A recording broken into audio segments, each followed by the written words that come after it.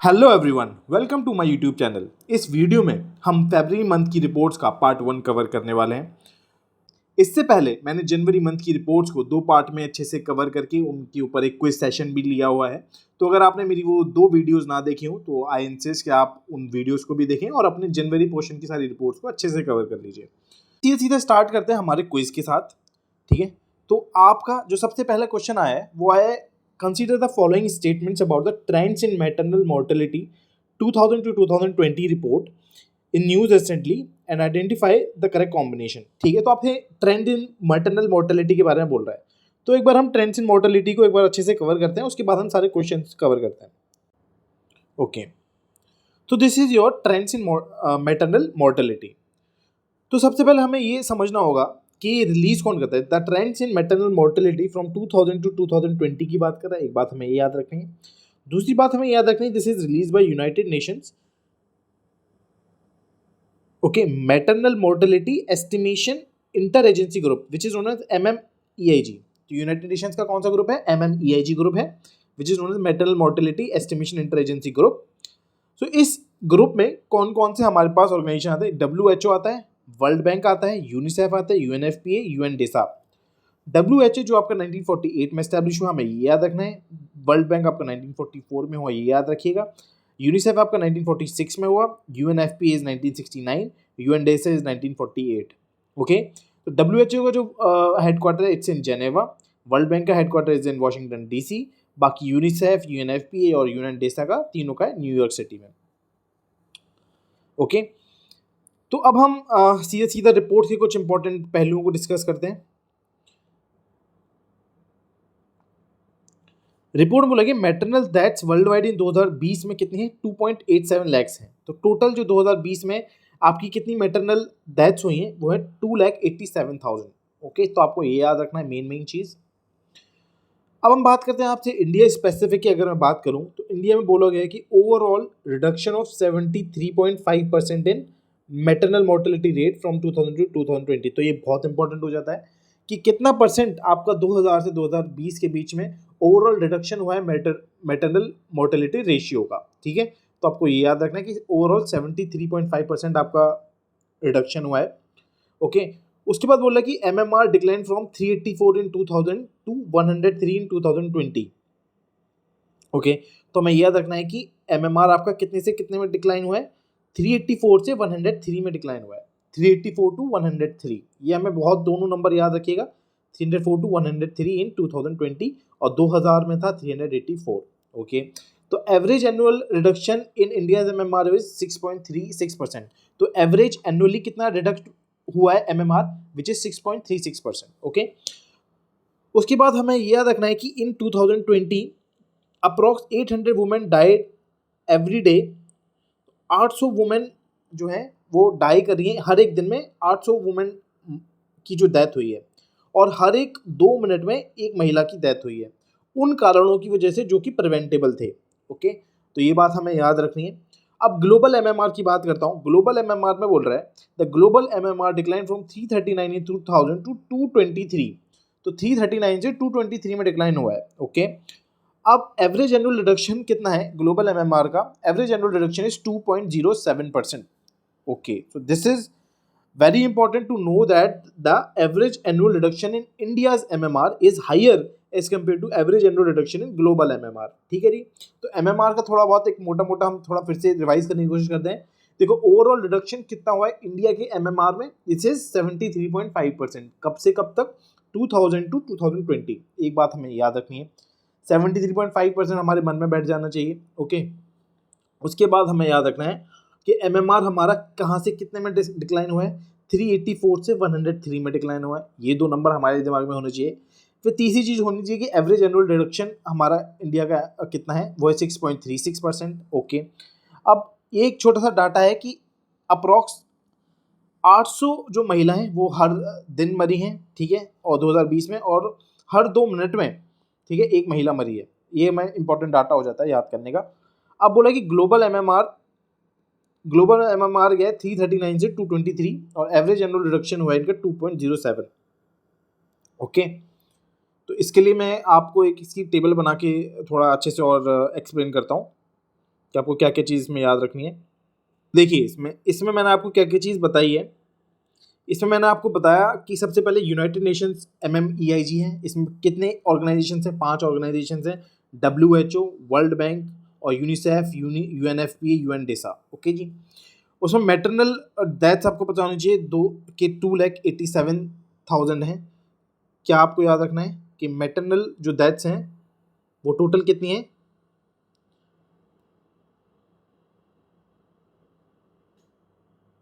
2.87 लैक्स। आपको एक ये याद रखना है।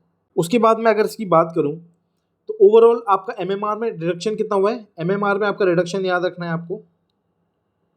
MMR में आपका रिडक्शन हुआ है 75.5%, 73.5%।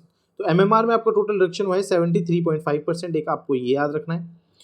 उसके बाद आपसे बोल रहा है कि MMR का डिक्लाइन हुआ है। इंडिया का MMR आप याद रखिए। इंडिया का MMR आप ध्यान रखिए कि इंडिया का MMR कहाँ से कहाँ तक गया है। इंडिया का MMR गया है 384 से 103, 384 से 103 गया है। ओके, अब ग्लोबल MMR आप याद रखिए। ग्लोबल MMR कहाँ से कहाँ तक गया है? 339 टू 223। ओके, ये आप याद रखिए। अब इंडिया का MMR एवरेज एनुअली कितना रिडक्श हुआ है? Which is 6.36%। और ग्लोबल MMR कितना रिड्यूस हुआ है? 2.07%। ठीक है जी। तो इंडिया MMR 384 से 103 में, ग्लोबल MMR 339 से 223 में। मैटरनल डेथ्स टोटल आपको याद रखनी है। MMR रिडक्शन आपको याद रखना है 73.5% हुआ है ओवरऑल इंडिया में। ओके, ये बात मुझे समझ में आ गई है। और उसके बाद हम बात करते हैं कि जिस कंट्री का सबसे ज़्यादा मैटरनल डेथ्स हैं वो कंट्री है कौन सी? तो नाइजीरिया है वो कंट्री जिसमें सबसे ज़्यादा मैटरनल डेथ्स हुई हैं। इसमें टोटल जो आपकी मैटरनल डेथ्स हैं वो है आपकी 82,000, which is 28.5% of the global maternal deaths. तो 28.5% किसकी यहाँ अकेले की? नाइजीरिया की। अब इंडिया की बात करूँ तो India is rank second. Okay, India is rank second. So India's contribution to maternal death is 8.3% of the global maternal deaths. Okay, so it is 8.3%. तो टोटल डेथ्स हुई हैं 2020 में विच इज़ 24,000। टोटल डेथ्स कितनी हुई हैं? 24,000 आपकी हुई हैं। हाईएस्ट हुई है नाइजीरिया में 82,000 विच इज़ 28.5%। सेकेंड नंबर पे आता है आपका India 24,000 which is 8.3%। Then third number पे आता है डेमोक्रेटिक रिपब्लिक कॉन्गो। ठीक है जी, उसमें उनकी डेथ्स हैं 22,000 और उसका आता है 7.5%। इथियोपिया की आती है। इथियोपिया की बात करूँ तो उनकी डेथ्स हैं 10,000 और उनका जो परसेंटेज कंट्रीब्यूशन हो जाएगा 3.6%। ओके, तो ये सब इंपॉर्टेंट चीज़ें आपको सब याद रखनी है। ठीक है जी, एक बार इसको रिवाइज कर लेते हैं कि trends in maternal mortality 2000 to 2020 की बात कर रहा है, release by United Nations MMEIG group. इस MMEIG में 5 आपकी ऑर्गेनाइजेशन आती हैं, WHO, World Bank, UNICEF, UNFP, UNDESA। WHO established 1948, World Bank 1944, UNICEF 1946, UNFPA 1969, UNDESA 1948। Okay, ना टोटल मैटरनल डेथ्स जो हमारी रिकॉर्ड की गई हैं world wide which is 2.87 lakhs. आपको ये याद रखना है। उसके बाद मैंने आपको अच्छे से कवर करने की कोशिश की है कि MMR जो ओवरऑल डिक्लाइन हुआ है वो हमारे पास 73.5% डिक्लाइन हुआ है। फिर MMR जो आपका 2000 से 2020 के बीच में कितना, इंडिया का कितना डिक्लाइन हो? 384 से 103 और एवरेज एनुअल रिडक्शन इज 6.36। ठीक है, अप्रोक्सीमेटली इसमें 800 महिला प्रतिदिन उनकी डेथ हुई है और 2 मिनट में एक महिला की डेथ हुई है जो प्रिवेंटेबल कॉजेज से हुई है। ग्लोबल की बात करूं तो 339 से 223 हो गए global MMR। Average annual reduction is 2.07%। Nigeria में बात करूं तो नाइजीरिया में सबसे ज़्यादा हाईएस्ट मेटल डेथ्स थी 28.5%। इंडिया की बात करूं तो India was rank second 8.3%। Democratic Republic Congo was third, Ethiopia was fourth. तो डेमोक्रेटिक रिपब्लिक कॉन्गो में जो आपका 7.5% कंट्री है और इथियोपिया का 3.6% है। इसमें 22,000 डेथ है, इसमें 10,000 डेथ है। ठीक है, अगर आपको इतना याद है तो हम सीधा चल सकते हैं हमारे सबसे पहले क्वेश्चंस पर। क्वेश्चन में बोला गया है, देखिए क्वेश्चन में आपके पास बोला गया है, consider the following statement about trends in maternal mortality 2000 to 2020। ये ध्यान रखेंगे कि 2000 से 2020 की रिपोर्ट है in news recently and identify the correct combination. The report is a joint publication by agencies including WHO, UNICEF। बिल्कुल बात ठीक है। तो मैंने इसमें आपको बताया था कि इसमें आपका क्या क्या चीज़ है, ये आपका MMEIG ग्रुप है। MMEIG ग्रुप में आपकी कौन कौन सी ऑर्गेनाइजेशन आ जाती हैं? आपका आ जाता है WHO, वर्ल्ड हेल्थ ऑर्गेनाइजेशन, आपका आ जाता है वर्ल्ड बैंक, ठीक है। उसके बाद आपका आ जाता है यूनिसेफ, उसके बाद आपका आ जाता है UNFPA, और उसके बाद आपका आ जाता है UNDESA, ठीक है जी, ओके। इन सब के आपको एस्टेब्लिशमेंट डेट्स वगैरह भी सब आपको याद करनी है। तो अगर मैं इसकी बात करूं, WHO was established in 1948, World Bank was 1944, UNICEF was 1946, UNFPA was 1969, UNDESA was 1948, okay. आपको अगर इनकी एस्टेब्लिशमेंट दे जाता है तो अपने नेक्स्ट क्वेश्चन पे चल सकते हैं कि ये बोल रहा है कि the report is a joint publication by agencies, तो बिल्कुल बात ठीक है, इसमें सारी आगे आ जाती हैं। There was estimated 2,87,000 maternal deaths worldwide in 2020, बिल्कुल बात ठीक है। तो टोटल मैटरनल डेथ्स कितनी हुई हैं? वो आपकी हुई हैं 2,87,000, आपको ये याद रखना है। The report tracks maternal deaths from 2000 to 2020, बिल्कुल बात ठीक है। 2020 की बात कर रहा है, तो ये भी आपका आंसर सही हो जाएगा। All the three are right only, so all three would be right. Now we are coming to our second question. The second question says, analyze the following statements based on the trends in maternal mortality 2000 to 2020 report in news recently and select the correct combination. Okay. The global maternal mortality ratio has seen a reduction from 339 to 223. तो बिल्कुल बात ठीक है, 339 से 223 हो गया है, तो आपको याद रखना है, ठीक है। The average annual rate of reduction in global MMR during this was below 2%. No this is wrong, क्योंकि ग्लोबल में कितना था? ग्लोबल में था 2.07%, विच वॉज ग्रेटर देन 2%, तो ये आपका बिलो नहीं होगा, तो आपका गलत हो जाएगा। अब इसमें आपका बोल रहा है कि approximately 800 women died every day in 2020 due to preventable disease during, हाँ, तो बिल्कुल बात ठीक है। मैंने आपको बताया था कि 800 जो महिला हैं वो प्रतिदिन, और 2 वुमेन पर मिनट, ये उन रीजन से मरी हैं जो कि प्रिवेंटेबल इन नेचर थे, तो ये आपका सही हो जाएगा। तो 1 and 3 would be the right answer in this case. Now we are coming to our third question. The third question says, evaluate the following statements regarding the trends in maternal mortality from in this and choose the correct combination. Okay, बोला Nigeria accounted for approximately 28.5% of estimated global maternal deaths, बिल्कुल बात ठीक है। तो मैंने आपको बताया था कि पहले था आपका नाइजीरिया, दूसरे में आता है आपका इंडिया, तीसरे में आता है आपका डेमोक्रेटिक रिपब्लिक ऑफ कॉन्गो, चौथा आपका आता है इथियोपिया। ये चारों कंट्रीज आपको याद रखनी है, और जिसमें नाइजीरिया का कंट्रीब्यूशन है 28.5%, ओके। और इंडिया का कंट्रीब्यूशन कितना था? इसमें इंडिया का कंट्रीब्यूशन हमें याद करना था, और डेमोक्रेटिक रिपब्लिक कॉन्गो का था 7.5 और इथियोपिया का था 3.6%, ओके। इंडिया का कंट्रीब्यूशन हमें एक बार फिर से देखना पड़ेगा। तो इंडिया का कंट्रीब्यूशन था 8.3%, तो ये बात हमें याद रखनी है। इंडिया कंट्रीब्यूशन 8.3%, नाइजीरिया का 28.5, इंडिया का 8.3, डीआर कॉन्गो का 7.5, इथियोपिया का 3.6। तो India's maternal mortality ratio is reduced by 73.5% during 2000 to 2020, बिल्कुल बात ठीक है। तो इंडिया का मैटरनल मोर्टेलिटी रेशियो ओवरऑल कितने से डिक्रीज हुआ है? 73.5 से डिक्रीज हुआ है, तो बिल्कुल बात ठीक है। The Democratic Republic of Congo and Ethiopia had more than 10,000 maternal deaths in this, contributing to 7.5% and 3.6% to the global maternity death. तो बिल्कुल 30 नंबर पे हैं और इस पे ही है, तो इनका 7.5% और 3.6%, ओके। तो इनकी नंबर ऑफ डेथ्स भी हम एक बार देख लेते हैं कि नंबर ऑफ डेथ्स भी इन लोगों की कितनी कितनी थी। जैसे नाइजीरिया का इसमें दिखा रहा है, नाइजीरिया का था 82,000, ओके। और इंडिया का कितना था? इंडिया का था 24,000, और डीआर कॉन्गो का था 22,000, और इसका था 10,000, ठीक है। तो आपको इनकी ऐसी परसेंटेज भी याद रखनी पड़ेगी। नाइजीरिया का 28.5, इंडिया का 8.3, डीआर कॉन्गो का 7.5, इथियोपिया का 3.6।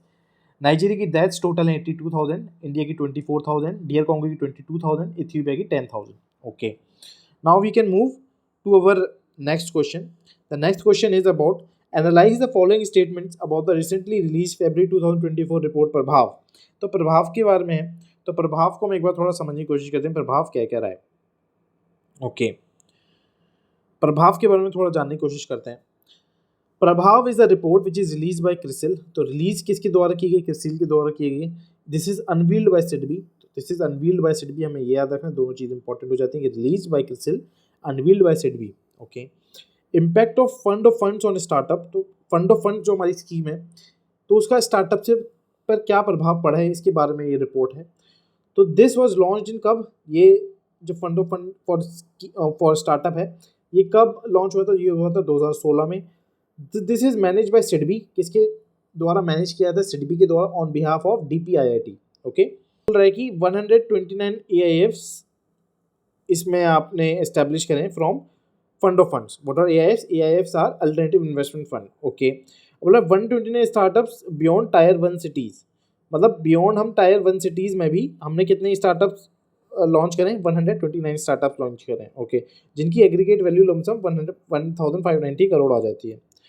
अब ये बोला कि आपको जो इतना आपने इन्वेस्ट किया उससे 4 टाइम्स रिटर्न मिला है। ओके, तो कैसे? आपने कितना इन्वेस्ट किया था? 17,534 करोड़ इनमें इन्वेस्ट किया है। कितने स्टार्टअप्स में? 938 यूनिक स्टार्टअप्स में। ओके, तो इसमें 18 जो स्टार्टअप्स हैं वो क्या बन गए? यूनिकॉर्न बन गए हैं। 35% ऑफ AIF जो हैं they are manage by first time fund managers. Okay, तो इसको एक बार दोबारा से देखने की कोशिश करते हैं, समझते हैं इसको कि this is release by CRISIL, unveiled by SIDBI. Okay, so this report deals with the impact of fund of funds on startup। तो द फंड ऑफ फंड जो है वो लॉन्च कब हुआ है? 2016 में। This is manage by SIDBI on behalf of DPIIT।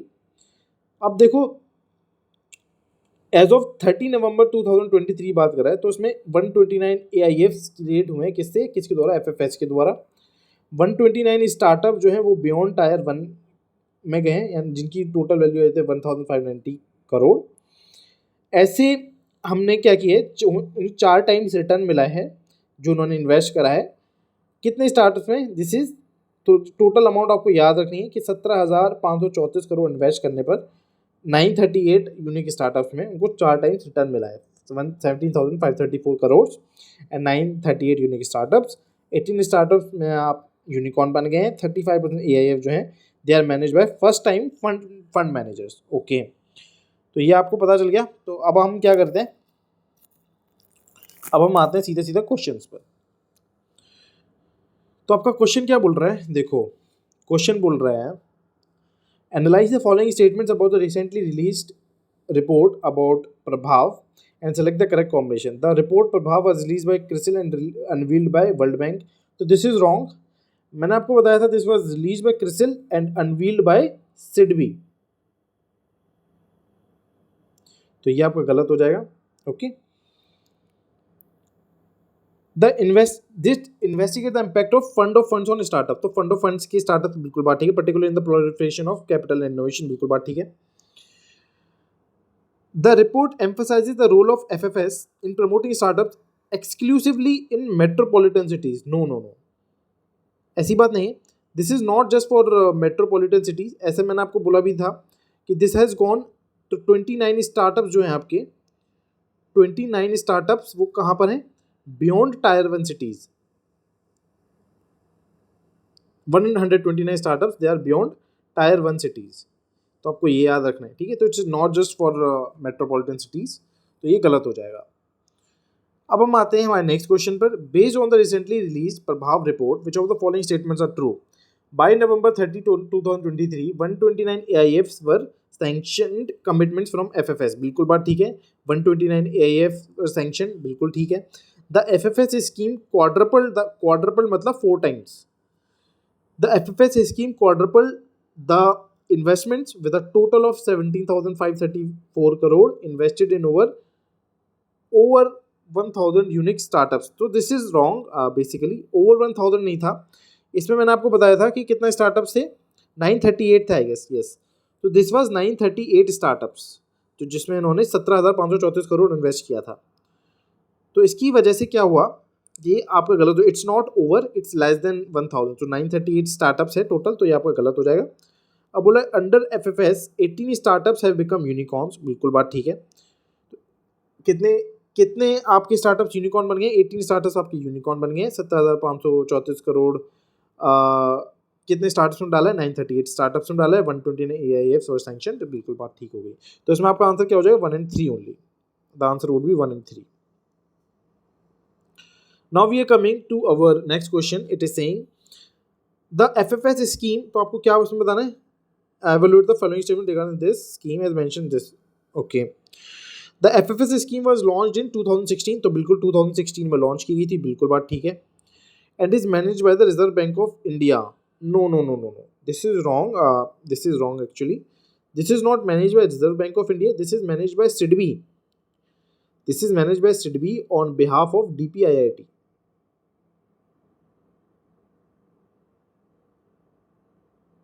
Okay, so this will be wrong। The SIDBI manages the FFS scheme under the guidance of Department for Promotion of Industry and Internal Trade, yes। The scheme has been pivotal in supporting startups, particularly in the technology and sustainability sector, बिल्कुल बात ठीक है, 2 and 3 would be the right answer। Now we are coming to our next question, consider the following statement from the Indian economy, capital as a growth driver, okay। तो इस report के बारे में बात कर रहा है, Indian economy capital as growth driver. तो पहले इस रिपोर्ट को थोड़ा समझते हैं, फिर उसके बाद इन क्वेश्चंस पर आते हैं। हम थोड़ा इस रिपोर्ट को समझते हैं, ये क्या रिपोर्ट बोल रही है, Indian economy capital as growth driver, ठीक है जी। तो कैपिटल क्या है, capital as a growth driver, इसकी बात कर रहा है। अब इसको रिलीज कौन करता है, release it is release by CRISIL, okay. तो इंडिया की GDP ग्रोथ रेट के बारे में बता रहा है, इंडिया GDP ग्रोथ रेट के बारे में ये बता रहा है कि फिजिकल ईयर 2024 और फिजिकल ईयर 2025 के बारे में, तो 7.3 से 6.5 आ रही है। अच्छा, अगर मैं फिजिकल ईयर 2024 बोल रहा हूँ तो इसका मतलब क्या है कि मैं 2023 से 2024 की बात कर रहा हूँ, और अगर मैं फिजिकल ईयर 2025 बोल रहा हूँ तो इसका मतलब मैं 2024 से 2025 की बात कर रहा हूँ, ठीक है। तो इतना आपको पता होना चाहिए। तो इंडिया की GDP ग्रोथ रेट इसने फिजिकल ईयर 2024 में कितनी बताई है, 7.3, और फिजिकल ईयर 2025 में बताइए 6.5, सो 7.3 से 6.5 बताया। तो इसका मतलब क्या बता रहा है कि दिस हैज़ बीन, तो इसमें क्या ड्रॉप हो रहा है, माइनस हो रहा है, तो ड्रॉप हो रहा है, आपको ये याद रखना है, ड्रॉप हो रहा है। India economy to grow at 6.7% per annum between 2024 and 2031, तो 2024 से और 2031 के बीच में इंडिया इकोनॉमी कितने से ग्रो करेगी, 6.7% per annum, so which is above the pre pandemic decadal average. तो प्री पेंडेमिक का डिकेडल एवरेज कितना था, प्री पेंडेमिक डिकेडल एवरेज हुआ 6.6%, ओके। इन्फ्लेशन इन दिसंबर 2023 कितना बताया गया, 5.7%, ओके। अब हम इस रिपोर्ट को एक बार नजर डाल के देखते हैं। अब बोल रहा है Indian economy capital as growth driver, this is released by CRISIL. India की GDP ग्रोथ रेट इसने बताई फिजिकल ईयर 2024 और 2025 में, तो 7.3 से 6.5 हो गई है, यानी ड्रॉप हो गई है। आपको याद रखना है कि GDP's growth rate would be slowing down from physical year 2024 to 2025, 7.3 to 6.5, okay. Indian economy to grow at 6.7% between 2024 and 2031, तो 2024 से 2031 के बीच में इंडियन इकोनॉमी कितने से ग्रो कर रही है, it is 6.7%, so which is above the pre pandemic decadal average. तो प्री पेंडेमिक से पहले जो डिकेडल एवरेज था GDP ग्रोथ रेट का, वो कितना था, 6.6%, ओके। तो हमें ये याद रखना है कि 2024 से 2031 के बीच में जो प्री पेंडेमिक का जो लेवल था उससे हमारा ज़्यादा हो, 6.7 इज ग्रेटर देन 6.6, ये हमें याद रखना है। और इन्फ्लेशन दिसंबर 2023 में कितनी बताई गई, 5.7% बताई गई, okay. Now we can go with the questions. Consider the following statements from Indian economic capital as growth driver, okay, which is released by CRISIL। तो किसके द्वारा रिलीज किया जाते हैं, रिलीज्ड बाय CRISIL। अब बोला India GDP growth rate for physical year 2024 is forecasted at 7.3%, बिल्कुल बात ठीक है, 7.3 है। यही 2025 में कितना हो जा रहा है, 6.5 हो जा रहा है, तो 7.3 to 6.5 जा रहा है, ये हमें याद रखना है। तो ये बात बिल्कुल ठीक हो गई है। The report predicts that the Indian economy will grow at an average rate below it's pre pandemic decadal average between 2024 से 2031। The report predicts that the Indian economy will grow at an average rate below it's pre pandemic level, तो this is wrong. 2024 से 2031 में मैंने आपको कितना बताया था कि जो आपका एवरेज ग्रोथ रेट रहेगा विच विल बी 6.7%, ओके। पर जो प्री पेंडेमिक था प्री पेंडेमिक डिकेटल एवरेज कितना था? Pre pandemic decadal average was 6.6%। तो जो आपका ग्रोथ है 6.7% की, which is higher than the pre pandemic decadal average, so it should not be below, it should be above. Okay, so this will be the wrong. Now we are coming to our third option. The third is inflation in India in December 2023 was reported to be below 5%. No, this is wrong. Inflation was more than 5%. So it was more than 5% in December 2023. और कितनी थी वो exactly आपके पास थी 5.7%. So it was exactly greater than 5%, which is 5.7%. तो आपको ये याद रखना है. So the correct answer would be one only. Now we are coming to our next question. Evaluate the following statements regarding the India Aging Report. तो India Aging Report के बारे में बात कर रहा है, ठीक है. And select the correct combination. तो इंडिया एजिंग रिपोर्ट को एक बार हम थोड़ा समझ लेते हैं कि इंडिया एजिंग रिपोर्ट कह रहा है, उसके बाद हम क्वेश्चंस पर आते हैं. इंडिया एजिंग रिपोर्ट 2023 है, ये बात हमें याद रखना है कि 2023 है. सो this is release bye IIPS. IIPS is what? International institute of population sciences. This is International Institute of Population Sciences, released by IIPS. And there is UNFPA. UNFPA is United Nations Population Fund, which was established in 1969 and headquarters 19 NYC. तो देखो यार, देखो UNFPA का establish year 1969 है, ये याद करना बहुत आसान है. आपको पता होगा कि 69 एक बहुत ही फेमस नंबर है जो हर लड़के को पता होगा. तो this famous number is used to increase the population, right? So this 69 is used for increasing the population. So that's why the UNFPA establishment date would be 1969. So try to learn it in that way. Okay.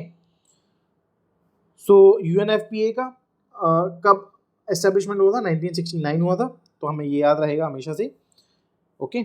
तो UNFPA is United Nations Population Fund. Theme इसकी क्या है? Theme is caring for our elders, institutional responses. ये हमें याद रखना है. This is based on what? तो ये इन चार चीज़ों पर बेस है, तो इसको एक बार देख लेते हैं. Which is based on LASI, which is longitudinal ageing survey in India 2017 to 18. Then census 2011, obviously. Population projected by Government of India 2011 से 36 में. And World Population Prospects 2022 by UNDESA. UNDESA आपका एस्टेब्लिश हुआ था 1948 में, इसका हेडक्वार्टर है New York city में. Okay, now ये रिपोर्ट बोल क्या रही है, थोड़ा थोड़ा उसके बारे में समझने की कोशिश करते हैं. ये बोल रही है कि people aged greater than 60 years, तो उनकी पॉपुलेशन कितनी है? पॉपुलेशन उनकी है 1.1 बिलियन, विच इज़ 13.9%. हमें ये याद रखना है, the population for people aged greater than 60 years is 1.1 billion, and then percentage term it is 13.9%. Old people likely to double by 2050. तो 2050 में बोल रहा है कि जो ओल्ड पीपल हैं आपके वो दुगने हो जाएंगे और उनकी जो पॉपुलेशन वो कितनी हो जाएगी? 2.1 बिलियन हो जाएगी, विच विल बी 22%. तो फ्रॉम 13.9% प्रेजेंटली टू 22% बाई 2050. ये हमें याद रखना है कि इतना हो जाएगा. तो 1.1 बिलियन 13.9% और 2.1 billion 22%. Okay. In developed countries share of old person will increase from 26% to 34. तो 2022 में कितना है? 26% शेयर ऑफ ओल्ड पर्सन का. डेवलप कंट्रीज की बात कर रहे हैं, ध्यान रखिएगा. डेवलप कंट्रीज में 26% है 2022 में, और यही 26% बन गया है 34% 2050 में. ठीक है जी, ये हमें याद रखना है. लेस डेवलप कंट्रीज की बात कर रहा है. देखो, लेस डेवलप कंट्रीज की अगर मैं बात करूं तो share of old persons will increase from 11.5% in 2022 to 20% in 2050. अच्छा, तो देखिए ये भी बात इसने कितनी अच्छी बोल दी है कि डेवलप कंट्रीज, और इसमें देखिए डेवलप कंट्रीज में अभी के टाइम में देखो बूढ़े लोग ज़्यादा हैं और as compare to less develop countries में. ठीक है, और यही आगे जाके 34% हो जाएंगे, और वही आगे जाके लेस डेवलप कंट्रीज में 20% रह जाएंगे. ठीक है, तो डेवलप में आपको याद रखना है कि 26 से 34 जा रहा है, और वहीं लेस डेवलप में आपको याद रखना है कि 11.5 से 20 जा रहा है. 26 से 34, 11.5 से 20, 2022-2050. ठीक है जी, 2022 2050 आपको ये याद रखना है।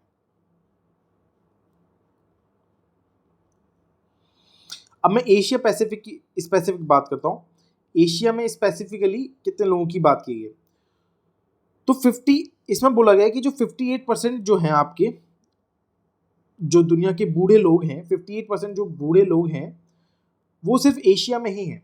सो 58% of the world's elderly lies in Asia only. Okay, अब बोला by 2050 the proportion will double to 1.3 billion. Okay, तो जो 2050 है तो एशिया में कितना हो जाएगा, एशिया में 1.3 हो जाएगा, which will be 25% of total population bye 2050। जो उनकी टोटल पॉपुलेशन होगी 2050 में, उनका जो एक चौथाई होगा, एक चौथाई वुड बी एल्डरली। ओके, तो ये बोला गया, हमें याद रखना है कि 58% of the world's elderly lie in Asia, और 2050 में जो उनकी एशिया की पॉपुलेशन होगी उनमें से 25% हमारे एल्डरली हो जाएंगे। अब हम इंडिया स्पेसिफिक की बात करते हैं। इंडिया स्पेसिफिक की बात करूं तो एल्डर पॉपुलेशन का जो ग्रोथ रेट है वो 41% है। एल्डरली विल डबल बाय 2050, तो एल्डरली भी हमारे पास 2050 में डबल हो जाएंगे। By century end elderly to surpass 36% of India's population, यानी कि जैसे ही सेंचुरी खत्म होगी एल्डरली कितने सरपास कर जाएंगे, 36% ऑफ इंडियाज पॉपुलेशन। देखिए ये याद रखिएगा, by 2050 India's elderly population could exceed 20%। तो 2050 में उनकी पॉपुलेशन कितने से एक्सीड कर देगी, 20%, और जबकि सेंचुरी ईयर खत्म होने के बाद उनकी पॉपुलेशन कितने बढ़ जाएगी, कितनी हो जाएगी, 36% हो जाएगी, 36-20 ऐसे याद रखिएगा। इंडिया की एल्डरली पॉपुलेशन अगर मैं बात करूं तो 2022 में है 14.9 करोड़, 10.5%, और यही जाके कितने हो जाएगी, 14.36% हो जाएगी 2036 में, और 2050 में यही हो जाएंगे 20.8%। तो 10.5 है 2022 में, 2036 में ये हो जाएंगे 14.36, और यही 2050 में हो जाएंगे 20.8। ओके, अब देखो दो ड्यूरिंग 2000 से 2022 की बात करूँ तो total population grew by 34%। Total population कितने से बढ़ रही है, 34% से बढ़ रही है। एल्डर पॉपुलेशन कितने से बढ़ रही है, 103% से बढ़ रही है। 34 और 103, ठीक है जी। ध्यान रखना है कि टोटल पॉपुलेशन तो भैया 34% से बढ़ रही है, एल्डर पॉपुलेशन 103% से बढ़ रही है। अब 2022 से 2050 की बात करूं तो टोटल पॉपुलेशन जो है, total population will grow by 18%, और Elder population will grow by 134%। 18, 134, 34, 103। Okay, अब देखो 1991 में बोल रहा है कि जो आपके 930 वुमेन थे पर 1000 मैन, मतलब 1000 आदमियों में 930 आपकी महिलाएं थी एल्डरली। अब 2031 में बोल रहा है, 2031 में कि 1000 यानी औरतें ज़्यादा हो जाएंगी, आदमी कम हो जाएंगे एल्डरली। 1078 वुमेन पर 951 मैन, मतलब ये सोचो कि जो आपके दादा होंगे उनकी मौज आ जाएंगी, क्योंकि उनके पास ज़्यादा दादियों से बात करने की संख्या होगी। ठीक है, तो आप ये देखो उसको इस नज़रिए से देखो तो आपको याद रहेगा। तो 1991 में था 930 फॉर 1000 मैन, और 2031 में 1078 फॉर 951 मैन। अब लाइफ एक्सपेक्टेंसी देखिए, आदमी की जो लाइफ एक्सपेक्टेंसी है वो 18.3 ईयर्स, और महिलाओं की जो एक्सपेक्टेंसी है वो 19 ईयर्स। ओके, अब हम स्टेट वाइज अगर बात करें तो केरला में सबसे ज़्यादा हाईएस्ट सीनियर सिटीजन्स हैं, तो जो कि 16.7% है 2021 में, और 22.7% हो जाएंगी 2036 में। अब मैं इंडिया की बात करूं तो इंडिया में 16 old person per 100 working as individual, तो हर 100 आदमियों में जो वर्किंग एज है, ठीक है, तो उनके मुकाबले 16 हमारे पास ओल्ड पर्सन रहेंगे। ठीक है, 16 old person per 100 working age individuals. Okay, 24% of elderly face restrictions to perform activities in daily life. तो एक्टिविटीज़ और डेली लाइफ को कितने परसेंट लोग झेल रहे हैं, 24% रिस्ट्रिक्शंस फेस कर रहे हैं, और this is highest in Bengal. देखो जनरली क्या है कि जो कुछ भी चीज़ अच्छी हो रही है तो गुजरात, और कुछ भी चीज़ ख़राब हो रही है तो बंगाल। तो ठीक है, तो बंगाल में 38%, हमें याद रखना अपने आप ही कि जहाँ पर बूढ़े लोग रिस्ट्रिक्शन फेस कर रहे हैं, 24% बूढ़े लोग रिस्ट्रिक्शन फेस कर रहे हैं, और हाईएस्ट है बंगाल में विच इज़ 38%। ओके, अब ओल्ड एज डिपेंडेंसी रेशियो की बात करता है, तो ओल्ड एज डिपेंडेंसी रेशियो जो है सदर्न इंडिया में आपका है 20, वेस्टर्न इंडिया में 17, यूनाइटेड नेशंस और नॉर्थ ईस्ट में है 13। Among elderly BPL widows 24% of the only receive window pension. तो जितने आपकी बिलो पॉवर्टी लाइन की जो विडोज हैं उनमें से सिर्फ 24% ही विडो पेंशन का लाभ लेती हैं। ओके, अब देखिए बोल रहा है कि यूनाइटेड नेशन जनरल असेंबली में अक्टूबर 1 को international day of older persons बोल दिया है। अक्टूबर 1 is international day of older persons. 2020 से 2030 is decade of healthy ageing. Okay, ये हमें याद रखना है कि international day of older persons is अक्टूबर 1। तो देखिए ये तो बहुत लंबी रिपोर्ट है, ठीक है, तो इसके पहले क्वेश्चंस के थ्रू इसको समझने की कोशिश करते हैं, ठीक है, उसके बाद देखते हैं। Evaluate the following statements regarding the India Aging Report 2023 in news. The India Aging Report 2023 was released by International Institute for Population Sciences, which is IIPS, in collaboration with World Health Organization. This is wrong. World Health Organization के साथ नहीं है. This was released by UNFPA. और UNFPA का मैंने आपको establishment year बता रखा है, which was 1969, और इसका हेडक्वार्टर इज न्यूयॉर्क सिटी। ये आपको याद रखना है, तो ये गलत हो जाएगा। The edition of the report focuses on the institutional responses to caring for the elderly building upon the data from the LASI conducted between 2017-18। बिल्कुल बात ठीक है कि ये किसके ऊपर बेस्ड है, it is based on LASI which is conducted between 2017-18। The report was released under theme caring for our elders institutional responses। तो बिल्कुल बात ठीक है, तो caring for our elders institutional responses based on the India Aging Report 2023 news recently.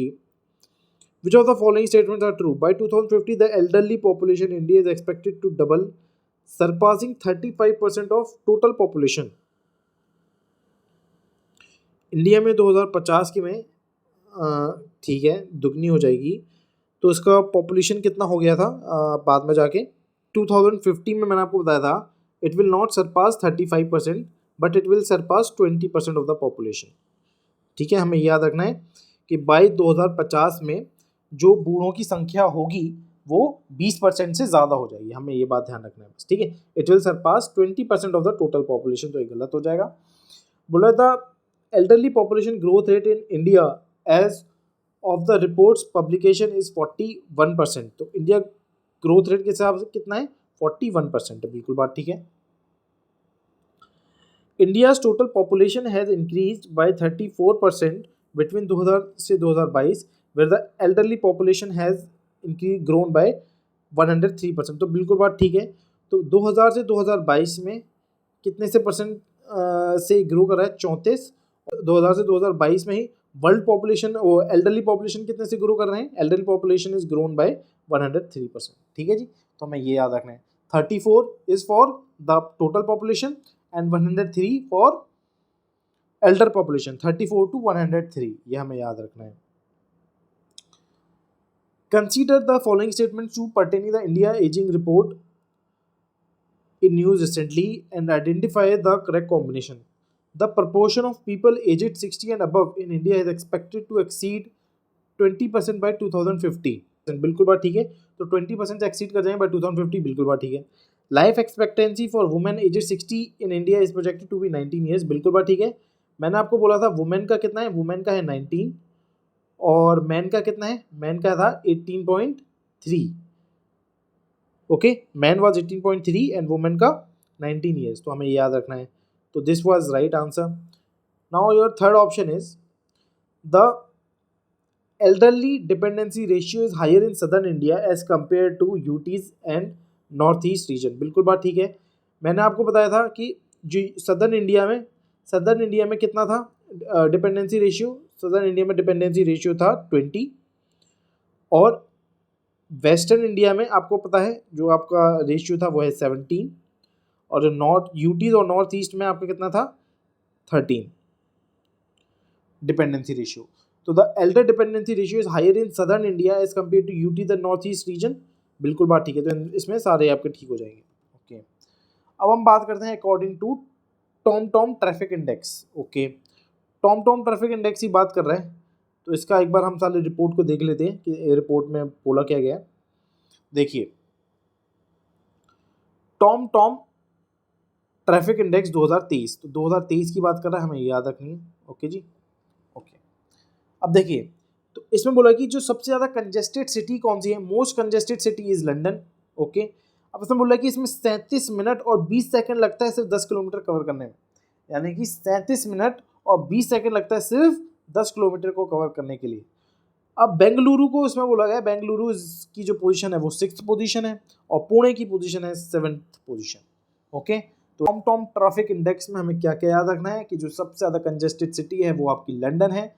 इस London में क्या होता है, सिर्फ 10 किलोमीटर कवर करने के लिए आपको 37 मिनट और 20 सेकंड ही इसमें देने पड़ते हैं, तब जाके आप 10 किलोमीटर कवर करते हैं। तो बहुत ज़्यादा हो गया है वैसे 10 किलोमीटर कवर करने के लिए। बेंगलोर में जो बेंगलोर की पोजीशन है वो आपकी 6th पोजीशन है और जो पुणे की पोजीशन है वो आपकी 7th पोजीशन है। ये आपको याद रखना है टॉम टॉम ट्रैफिक इंडेक्स 2023 में। अब हम इसके सारे क्वेश्चंस करने के काबिल बन चुके हैं, आइए देखते हैं। According to TomTom Traffic Index 2023 released recently, evaluate the following statements and state the correct combination। बोल रहा है बेंगलुरु जो कि कर्नाटका में है, बिल्कुल बात ठीक है, was ranked as the second most congested city globally in the TomTom Traffic Index before dropping to 6th position. तो 6th पोजीशन पे आ गई तो बिल्कुल बात ठीक है, ठीक है जी, इसमें कोई दिक्कत नहीं है। London is recognised as the city requiring the longest time to cover 10 kilometre specifically 37 minutes. मैंने आपको बताया था 37 मिनट और 20 सेकंड लगता है सिर्फ 10 किलोमीटर कवर करने के लिए। Pune Maharashtra is ranked immediately after Bengaluru in the global congestion, तो उसकी पुणे की रैंक है 7th। तो इसमें आपके तीनों ठीक हो जाएंगे, यानी कि A this would be your right answer. तो इसमें आपको क्या क्या याद रखना था कि लंदन की जो रैंक है वो आपकी 1st है और जो इसमें आपका बेंगलोर है, बेंगलोर की जो रैंक है वो आपकी 6th है और जो पुणे है, पुणे की जो रैंक होगी 7th। और लंदन में कितना टाइम लग रहा है 10 किलोमीटर के लिए, 10 किलोमीटर के लग रहा है 37 मिनट प्लस 20 सेकेंड्स। ओके, अब हम आ सकते हैं हमारे नेक्स्ट क्वेश्चन पर। This next question deals with analyse the following statements based on the brand guardianship index. तो ब्रांड गार्डियनशिप इंडेक्स 2024 की बात कर रहे हैं। ओके, तो ब्रांड गार्डियनशिप इंडेक्स को एक बार हम देख लेते हैं क्या बोल रहा है।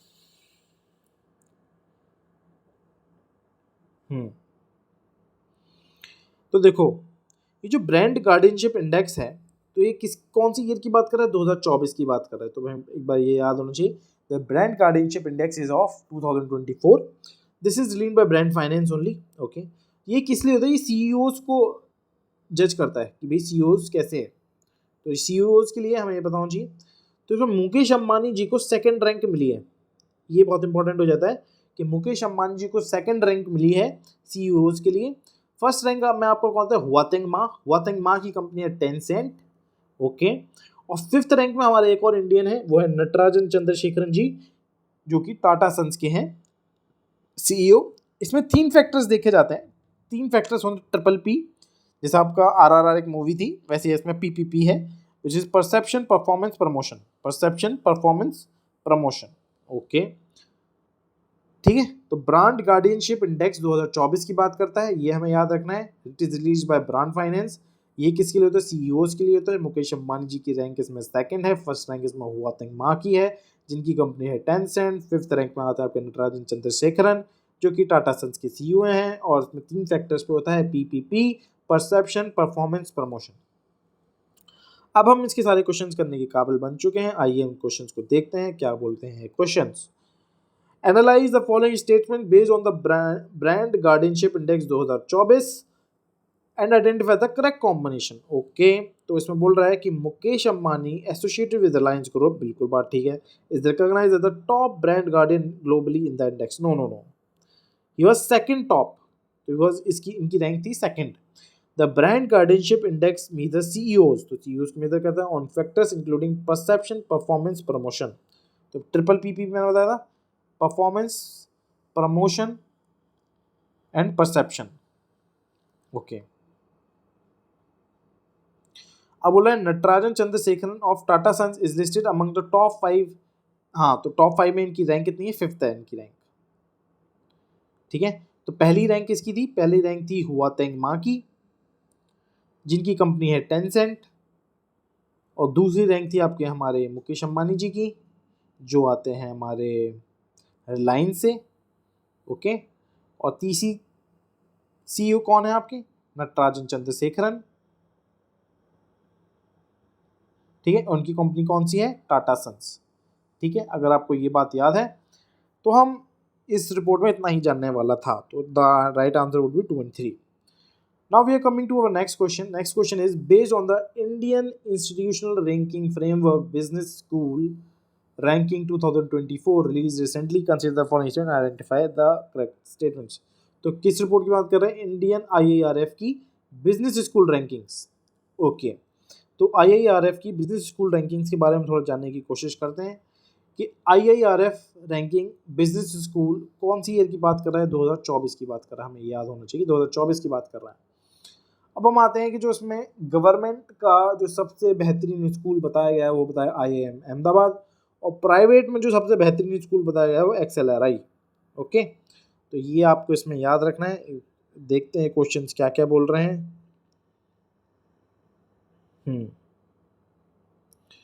Based on the Indian institutional ranking framework business schools ranking, आपको ये सब बताना है कि Indian institute of management Ahmedabad is ranked at top government B school. तो टॉप गवर्नमेंट बी स्कूल है, बिल्कुल बात ठीक है।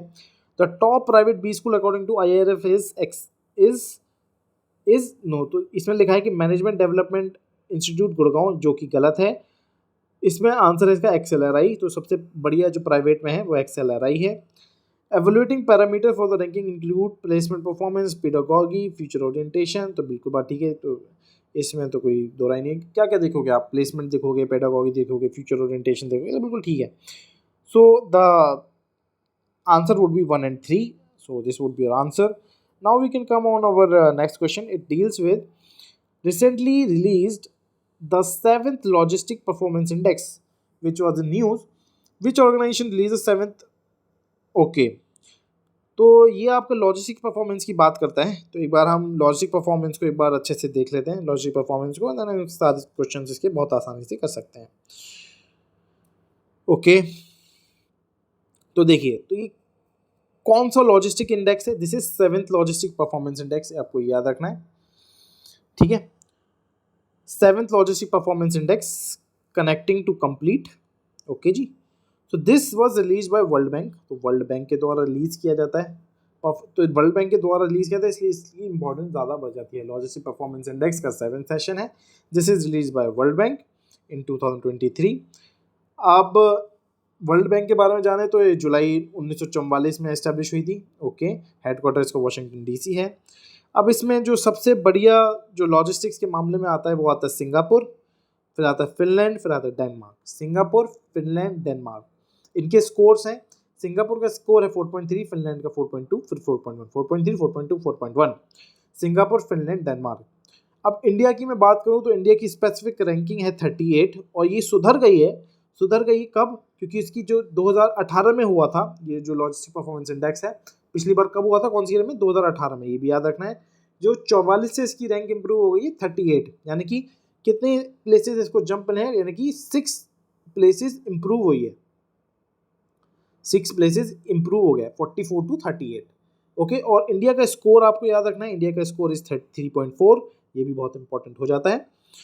लास्ट पोजीशन में अफगानिस्तान है, इसमें कोई दो राय भी नहीं होना। अफगानिस्तान, लिबिया, इनका स्कोर रहता है 1.9।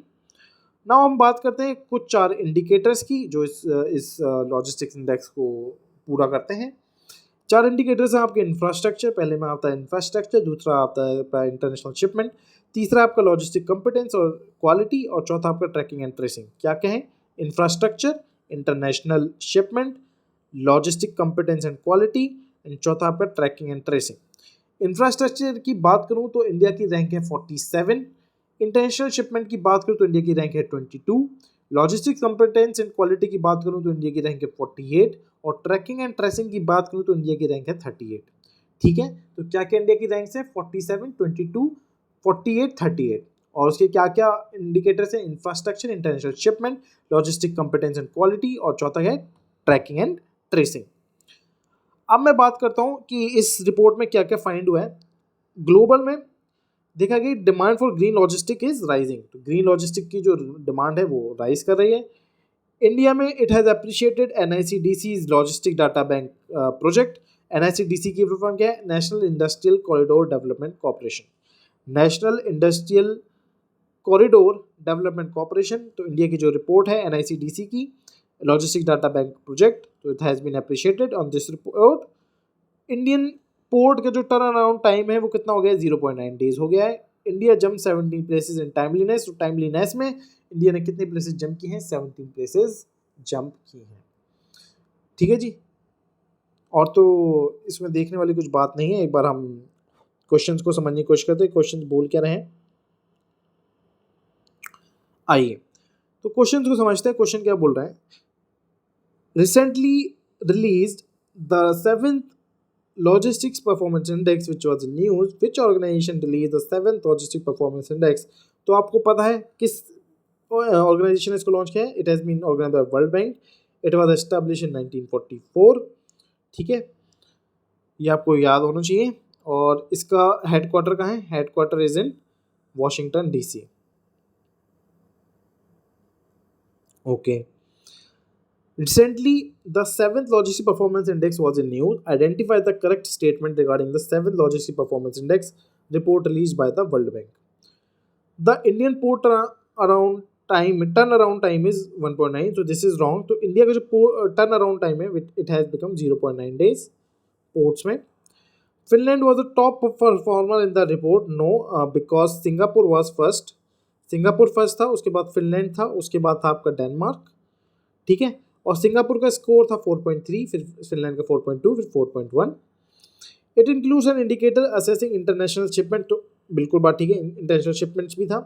तो मैंने आपको इसमें क्या क्या इंडिकेटर्स बताए थे? इंडिकेटर्स आपके थे इसमें इंफ्रास्ट्रक्चर, फिर आपका था इंटरनेशनल शिपमेंट, उसके बाद था उसका लॉजिस्टिक क्वालिटी एंड कॉम्पिटेंस, और उसके बाद आपका था ट्रैकिंग एंड ट्रेसिंग। ठीक है, ये आपको याद रखना, ये 4 इंडिकेटर्स थे। India's rank in the LP report has constantly declined. No, this is wrong because India की रैंक डिक्लाइन नहीं हुई बल्कि इम्प्रूव हुई है। 2018 में उसकी रैंक थी 44 और वही 2000 क्या कहते हैं 23 में हमारे पास कितनी हो गई है? हमारे पास हो गई है 44 to 38, 6 प्लेसेस का जंप हो गया। The LPA report focuses solely on the economic output of the countries. No, this is not the way because I have told you कि infrastructure, international shipment, logistics, quality components, tracking and tracing ये इसके 4 indicators हैं। तो इसमें आपका या answer हो जाएगा C. Recently released 7th Logistics Performance Index was in news like the correct combination of the statement based on the 7th Logistics Performance Index. तो the LPI report measures ease of establishing supply chain connections. बिल्कुल बात ठीक है। India's rank in the LPI 2023 is 38th, improving from previous year. मैंने आपको बताया था कि 2018 में इसकी रैंक थी 44, यही जाके 2023 में इसकी रैंक हो गई है 38। तो it has improve for 6 places, इसमें इम्प्रूव हो गई है। Green logistics is not a significant concern for shippers according. No, this is wrong. Global में इसमें बताया गया green logistics is the demand. Green logistics is in demand, this is wrong. The NICDC's Logistic Data Bank project has been criticized. No, NICDC की जो Logistic Data Bank project है, it has been appreciated in the project. तो इसमें आपसे पूछा था, क्या पूछ रहा है? Correct combination, तो correct combination would be 1 and 2 only. Now we are coming to the next question. It is the question about Annual National E-Governance Services Delivery Assessment, NESDA के बारे में है। तो NESDA के बारे में क्वेश्चन, तो NESDA की रिपोर्ट हम कवर करते हैं।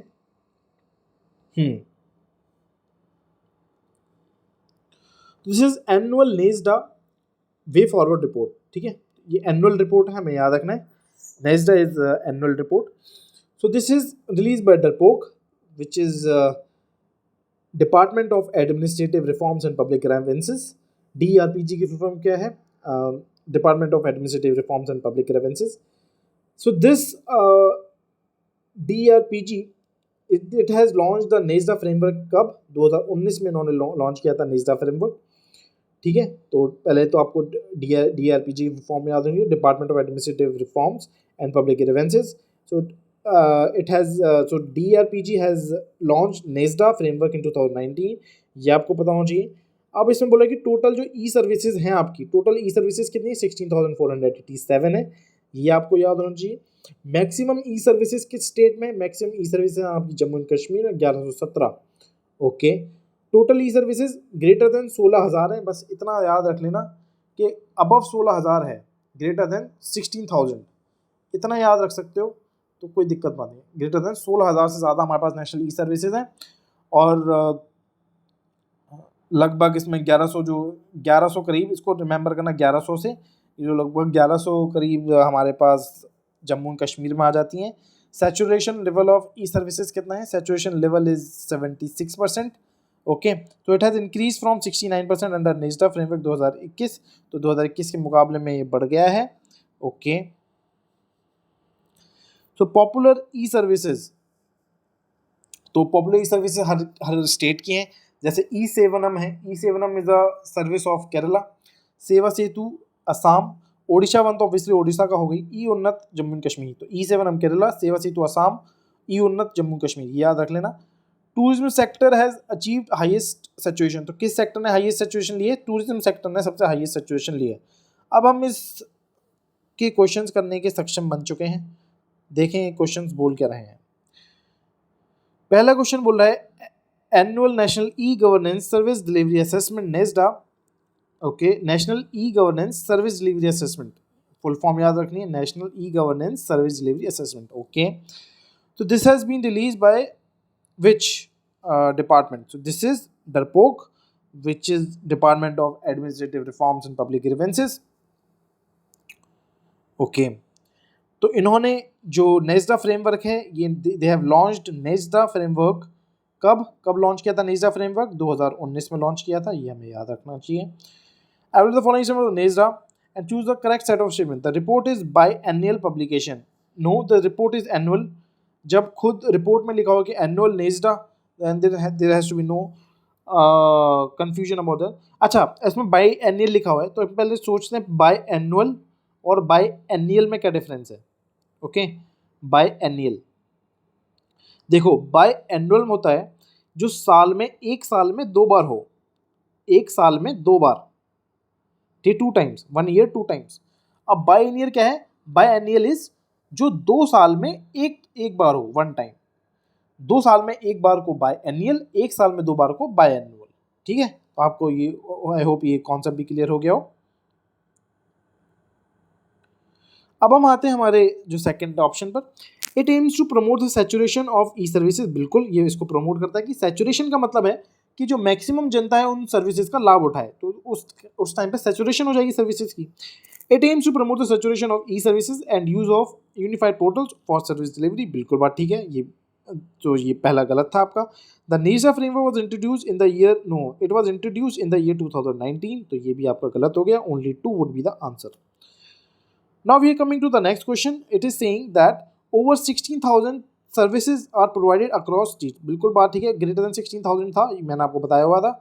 The tourism sector जो है, और जिसमें से जो सबसे ज़्यादा हाईएस्ट किसका था, जम्मू एंड कश्मीर का था, 1117 था, ये आपको याद रखना है। और tourism sector has the lowest saturation of mandatory services, बिल्कुल बात ठीक है, तो टूरिज्म सेक्टर सबसे ज़्यादा है, ये भी बात ठीक है और ये भी बात ठीक है। अच्छा, ये बोला कि जम्मू एंड कश्मीर था least, no, this will become wrong, क्योंकि जम्मू एंड कश्मीर का तो हाईएस्ट था, हाईएस्ट 1117 है हाईएस्ट, तो ये आपका गलत हो जाएगा। Now we are coming to our next question, it is based on ग्रो report which is greening and restoration of wasteland with agroforestry. Greening and restoration of wasteland with agroforestry, जितना भी wasteland है उसको agroforestry से cover करने की जो report है उसके बारे में थोड़ा जानने की कोशिश करते हैं, उसको समझने की कोशिश करते हैं, उसके बाद हम इसके क्वेश्चंस करेंगे। ओके, तो ग्रो रिपोर्ट क्या है, greening and restoration of wasteland with agroforestry, greening and restoration of wasteland with agroforestry. अब ये रिलीज कौन करता है, रिलीज करती है नीति आयोग। एग्रोफॉरेस्ट्री कवर करता है आपका 8.65% of the India's total geographical area, तो इंडिया का जितना एरिया है उसमें 8.65% क्या है, आपका एग्रोफॉरेस्ट्री है, जिसका कि टोटल आपका एरिया हो जाता है 28.42 मिलियन हेक्टेयर्स।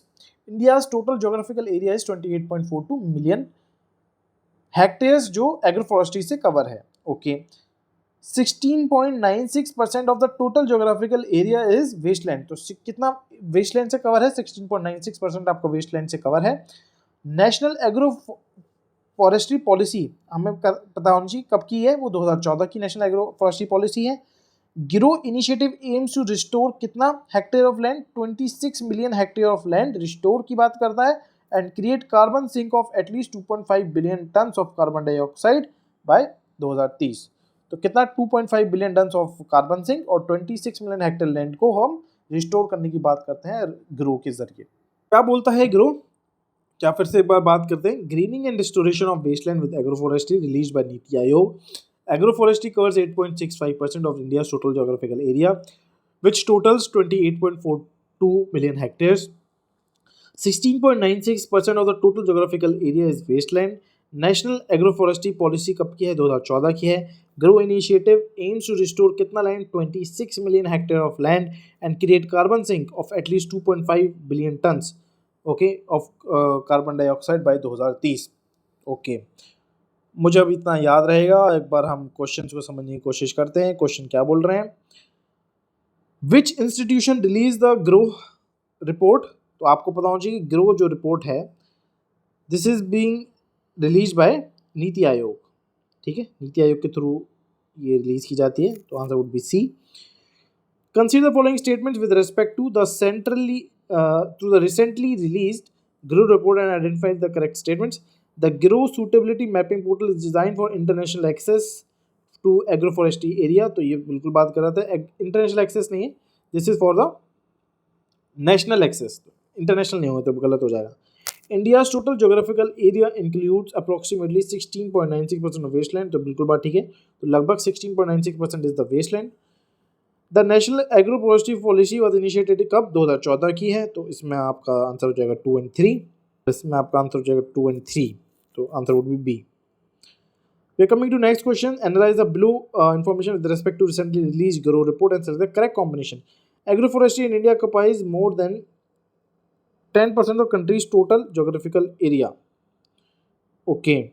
तो टोटल जोग्राफिकल एरिया कितना था जो एग्रोफॉरेस्ट्री से कवर है, मैंने आपको कितना बताया था, it was less than 10 only, it was less than 10। तो कितना था वो, 8.65% था एक्चुअल में। तो द एरिया वाज 8.65%, तो विच इज लेस देन 10। तो ये आपका गलत हो जाएगा। द ग्रो initiative aim to restore 26 million hectare of land and create a carbon sink equivalent to 2.5 billion ton of CO2 by 2030, ठीक है। तो कितना रिस्टोर कर रहा है, 26 मिलियन हेक्टेयर ऑफ टन्स, और कार्बन सिंक कितने का, 2.5 billion tons of CO2 by 2030, बिल्कुल बात ठीक है। The agroforestry suitability index is utilized for district level prioritization only। नहीं, डिस्ट्रिक्ट लेवल प्रायोरिटाइजेशन ओनली, तो जहाँ ओनली लग जाए तो गलत हो जाएगा। डिस्ट्रिक्ट लेवल नेशनल लेवल इसकी बात करेगा, ठीक है, तो ये गलत हो जाएगा। तो आंसर वुड बी ओनली 2। अब बोला which of the following statements are true regarding the recently release annual survey of industries. तो एनुअल सर्वे ऑफ इंडस्ट्रीज की बात कर रहा है, एनुअल सर्वे ऑफ इंडस्ट्रीज। तो एनुअल सर्वे ऑफ इंडस्ट्रीज को पहले हम पढ़ लेते हैं कि एनुअल सर्वे ऑफ इंडस्ट्रीज बोल क्या रहा है। अब एनुअल सर्वे ऑफ इंडस्ट्रीज 2020-21 और 2021-22 ये दो हमारे साल हैं, 2020-21 और 2021-22। तो ये कौन सी मिनिस्ट्री रिलीज करती है, ये रिलीज करती है MoSPI, ministry of statistics and programme implementation. This provides valuable input to national account statistics. तो नेशनल अकाउंट स्टैटिस्टिक्स में अपना योगदान देती है। तो टॉप स्टेट्स इन एम्प्लॉयमेंट कौन कौन है जो मैन्युफैक्चरिंग सेक्टर में, सबसे पहले आता है आपका तमिलनाडु, फिर आता है गुजरात, फिर आता है महाराष्ट्र, फिर आता है आपका उत्तर प्रदेश, फिर आता है आपका हरियाणा। ओके, कौन कौन सी स्टेट, तमिलनाडु, गुजरात, महाराष्ट्र, उत्तर प्रदेश, हरियाणा। इसमें ये बोला जाता है जो टॉप ये 5 स्टेट्स हैं ना, this is 54% of total manufacturing employment. तो टोटल मैन्युफैक्चरिंग एम्प्लॉयमेंट, ठीक है, तो का 54% इन सिर्फ 5 स्टेट्स में आता है, Tamil Nadu, Gujarat, Maharashtra, Uttar Pradesh, Haryana. Top states in terms of GVA, GVA is gross value added. 2020-21 basically जो 5 स्टेट्स हैं वो तो सेम ही है, गुजरात, महाराष्ट्र, तमिलनाडु, कर्नाटका, यूपी। ओके, अब 2021-22 में क्या हुआ, तमिलनाडु, कर्नाटका, यूपी तो नीचे एज इट इज रहेगा, पर महाराष्ट्र और गुजरात में इंटरचेंज हो गया, ठीक है। तो गुजरात, महाराष्ट्र, तमिलनाडु, कर्नाटका, यूपी, फिर महाराष्ट्र, गुजरात, तमिलनाडु, कर्नाटका, यूपी। इसमें बोला गया कि जो ये 5 स्टेट्स हैं, this is 53% of the total manufacturing GVA, और एम्प्लॉयमेंट में कितना था, 54% of total employment. Okay, now it is we are coming to next, gross value added grew by. तो ग्रॉस वैल्यू एडेड कितने से बढ़ रही है, 2020-21 में बढ़ी है 8.8% से, और 21-22 में 26.6% से। तो जीवीए कितना बढ़ रहा है, 8.8% और 26.6%। Industrial output grew by more then 35%। तो इंडस्ट्रियल आउटपुट कितने से बढ़ रहा है, 35% से बढ़ रहा है 2021-22 में, हमें ये याद रखना चाहिए। एम्प्लॉयमेंट ग्रोथ कितनी है, एम्प्लॉयमेंट ग्रोथ ऑफ 7% इन 2021-22, ये भी याद रखना है। Average employ salary is increase by, तो एवरेज एम्प्लॉय सैलरी कितने से इंक्रीज हुई है, 1.7% हुई है 2020-21 में, और 8.3% हुई 2021-22 में। तो 1.7 और 8.3 भी याद रखना है। अब बोल रहा है एएसआई कवर्स द फॉलोइंग, तो कौन कौन लोग इसमें कवर होते हैं, तो factories which are registered under section 2M1 and section 2M2 of factories act 1948, ये कवर होती हैं। Bidi cigar manufacturing establishments which are registered under bidi and cigar workers act 1966, इसमें वो सब भी कवर होती हैं। Electricity undertakings not registered with central electric authority, तो जो इलेक्ट्रिसिटी अंडरटेकिंग है which are not registered with central electric authority, वो भी कवर हो जाएंगी। ये तो 100 से ज़्यादा एम्प्लॉयज़ होंगे, उनके लिए ये हो जाएगा। तो बेसिकली 100 और है, तो इसको आप इसको मैं इतना ही करता हूँ, रुको। This is 100 and this is और, तो 100 और मोर, ध्यान रखिएगा। तो यूनिट्स विद 100 और more employees under business register of establishment, ऐसे याद रखना, ओके।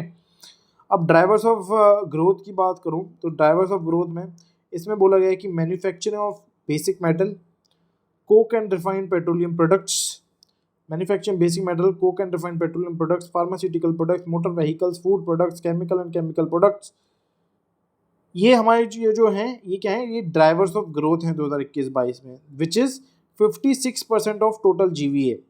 जीवीए की ग्रोथ इन सेक्टर्स में देखी गई है 34.4%, और आउटपुट ग्रोथ इनमें कितनी है, 37.5%, 34.4 और 37.5। ओके, एक बार इस रिपोर्ट को फिर से पढ़ने की कोशिश करते हैं। ASI for 2020 and 2021 annual survey of industries released by MOSPI provides valuable input to national account statistic. Employment में तमिलनाडु आ जाता है, गुजरात आ जाता है, Maharashtra, Uttar Pradesh, Haryana, which is 54% of total employment. In terms of GVA की बात करूं तो सबसे पहले फिर 2020-21 में गुजरात था, फिर महाराष्ट्र, तमिलनाडु, कर्नाटक, यूपी, फिर महाराष्ट्र, गुजरात, फिर Tamil Nadu, Karnataka, UP, which is 53% of total manufacturing GVA. Gross value added की बात करूं तो 8.8 और 26.6, ये हमें याद रखना है, 8.8 और 26.6। Okay, 8.8, 26.6। Industrial output grew by more than कितना, इंडस्ट्रियल आउटपुट ग्रीव हुआ है 35% से, एम्प्लॉयमेंट ग्रोथ हुई है 7% से। आउटपुट 35 और growth, employment growth is 7%। Average employ salary की बात करूं तो 1.7 से 8.3, ये याद रखना है। और एएसआई में क्या क्या लोग कवर होते हैं तो आपको पता ही है। ड्राइवर्स ऑफ इकोनॉमिक ग्रोथ की बात करूं तो इनका 56% ऑफ टोटल जीवीए आ जाता है। आउटपुट ग्रोथ 34.4, लगभग 34% आउटपुट जीवीए ग्रोथ है। आउटपुट ग्रोथ इसमें 37.5 मान के चलो, 34, 37।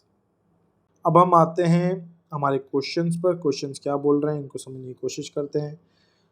अब बोल रहा है this annual survey of industries, this was released by Ministry of Corporate Affairs. This is wrong. This is released by MOSPI, which is Ministry of Statistics and Program Implementation. The ASI covers factories registered under Factories Act 1948, but not those engaged in electricity generation. This is also wrong because it covers in factories, okay, but not those covered in electricity generation. It also covers electricity generation workers which are not registered with central authority, okay. तो उनको भी cover करता है which are not registered with central authority. तो ये गलत है कि इलेक्ट्रिसिटी को कवर नहीं करता, इलेक्ट्रिसिटी को भी कवर करता है। ओके, तो now we will be coming to the third question. The ASI provides valuable input, तो इट प्रोवाइड्स वैल्यूएबल इनपुट, तो only 3 would be the answer. As per the annual survey of industry results released recently, which 5 states were ranked as the top employers? तो top employment क्या क्या बताया था? सबसे पहले था तमिलनाडु, फिर आता आपका गुजरात, फिर आता आपका महाराष्ट्र, फिर आता उत्तर प्रदेश, फिर आपका हरियाणा। ओके, तो ये कितना परसेंट एम्प्लॉयमेंट कवर करता था? 54% of employment. After the following statement on the recently released ASI results for 2020-21, the gross value added in the manufacturing sector has decreased by 8.8% in 2021 over 2019। बिल्कुल बात गलत है, डिक्रीज नहीं है, ग्रीव हुआ 8.8% से, 8.8% से 2020-21 में, फिर 26.6 हुआ है उससे नेक्स्ट ईयर में, तो ये बात गलत होगी, डिक्रीज नहीं है, ग्रो हुआ है। Total estimated employment in the manufacturing sector saw decrease of 7%। No, इसमें एम्प्लॉयमेंट में भी डिक्रीज नहीं हुआ, इसमें इंक्रीज हुआ है 7% से, तो ये भी आपका गलत हो जाएगा। की industries such as manufacture of basic metal pharmaceutical product contributed to over 50% of GVA growth, तो only 3 would be the answer. ठीक है, तो इन्होंने 50% से ज़्यादा कवर किया हुआ है, तो ये आपको याद होना चाहिए जीवीए में। Okay, now we are coming to our next question. It is, which organization recently released the Indian oil market outlook? Indian oil market outlook की बात कर रहे हैं 2023 की, तो इसके बारे में हम थोड़ा समझने की कोशिश करते हैं, फिर हम एग्जाम इसके क्वेश्चंस करते हैं। Indian oil market outlook, Indian oil market outlook की बात करूं तो ये कौन सी ईयर को दर्शाता है? ये दर्शाता है 2023 को, Indian oil market outlook 2023। This is release by IEA, which is international energy agency. International energy agency was establish in 1974, इनका हेडक्वार्टर आता है पेरिस, फ्रांस में। Global oil demand to increase, ये बताता है क्या कि global oil demand to increase by 3.2 million barrels per day from 2023 to 2030। तो 2023 से 2030 के बीच में ये बोल रहा है कि 3.2 million barrels per day, which is 3.2 MBD, million barrels per day को, और पर डे को आप क्या बोल सकते हैं?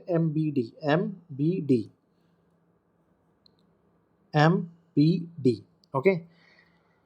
So that global oil demand to increase by 3.2 million barrels per day from 2023 to 2030, और यही इंडिया के सिनेरियो में ऑयल डिमांड कितने से बढ़ेगी? 1.2 मिलियन बैरल्स पर डे। तो ग्लोबल में 3.2 है, इंडिया में 1.2 है, हमें ये याद रखना है। उसके बाद बोला कि India oil demand to rise from 5.48 million barrels per day to 6.64 million barrels per day. ये इतना इंपॉर्टेंट डाटा नहीं है, इंपॉर्टेंट डाटा है ये जो आपको याद रखना है। ग्लोबल में 3.2 मिलियन बैरल्स पर डे है और इंडिया में 1.2 मिलियन बैरल्स पर डे है। इसको अभी इतना याद मत करना, सेकंड पॉइंट के जो मैंने बताया। India to surpass China by 2027, तो इंडिया चाइना को अब तक सरपास कर देगा, 2027 तक सरपास कर देगा। To become leading driver of global oil demand growth. India की करंट ऑयल कंजम्पशन कितनी है? 19 MBD, okay, barrels per day, okay, 19 million barrels per day, आपको याद रखना है। India is the third largest consumer of oil, आपको याद रखना है कि इंडिया जो है तीसरा सबसे ज़्यादा कंज्यूमर करने वाला ऑयल है। उस सबसे पहले आता है US, फिर चाइना, फिर हमारा आता है इंडिया। इंडिया क्या करता है? अपनी 85% ऑफ ऑयल नीड्स को इंपोर्ट करता है। 85% oil needs are taken care by imports. अब इंडिया इज क्या है? India second largest crude oil importer, तो क्रूड ऑयल इंपोर्टर का इंडिया सबसे ज़्यादा इंपोर्टर है। तो सबसे पहला आता है आपका चाइना, दूसरे नंबर पर हमारा इंडिया। अब बोला कि domestic production fell to 5,40,000 BPD, है ना, बैरल्स पर डे। तो 5,40,000 हमारे पास है ना, आते हैं बैरल्स पर डे बाई 2030। हमारी जो प्रोडक्शन है वो कितना प्रोडक्शन कम हो जाएगी? 5,40,000 तक 2030 में। जबकि जो इंपोर्ट्स होंगे, imports will increase from 4.6 million BPD to 5.8 million BPD, okay, BPD barrels per day. तो 4.6 million BPD to 5.8 million BPD हम लोग चले जाएंगे। और जबकि जो हमारा डोमेस्टिक प्रोडक्शन है वो कम होता जाएगा, इंपोर्ट्स हमारे बढ़ते जा रहे हैं, ये बात बोल रहा है। तो 4.6 से 5.8 की बात कर रहे हैं। अब बोला इंडिया की जो डोमेस्टिक प्रोडक्शन है which is 13% of countries supply needs, तो सिर्फ हम अपनी कंट्री की जितनी रिक्वायरमेंट है उतना ही, सिर्फ 13% ही हम प्रोड्यूस कर पा रहे हैं, बाकी हम इम्पोर्ट कर रहे हैं। इन 2023 डोमेस्टिक ऑयल प्रोडक्शन एवरेज, तो डोमेस्टिक ऑयल प्रोडक्शन का एवरेज कितना रहेगा? 7 लाख बैरल्स पर डे। कितना रहेगा डोमेस्टिक ऑयल प्रोडक्शन का average 7 lakh barrels per day. Okay, और प्रोडक्शन हमारा रहेगा 7 लाख बैरल्स पर डे, तो हमें ये याद रखना है, ठीक है जी, 7 लाख बैरल्स पर डे। पर हमारी रिक्वायरमेंट कितनी है, इंडिया का ऑयल कंजम्पशन कितना है भी recently 19 million barrels per day. तो आप ये देखो कि 19 अगर हम लोग की रिक्वायरमेंट है उसमें से हम 7 ही यूज़ कर पा रहे हैं, यानी कि 12 लाख बैरल्स पर डे हमें बाहर से ज़रूरत है। ये मोटा मोटा बात ये है। अब बोल रहा है कि 2023 से 2030 की बात करूं तो जो जेट फ्यूल है, जेट फ्यूल की डिमांड बढ़ जाएगी 6.9% से, गैसोलीन की डिमांड बढ़ जाएगी 0.7% से, डीजल की डिमांड बढ़ जाएगी 4.5% से, पेट्रोल की डिमांड बढ़ जाएगी 0.7% से।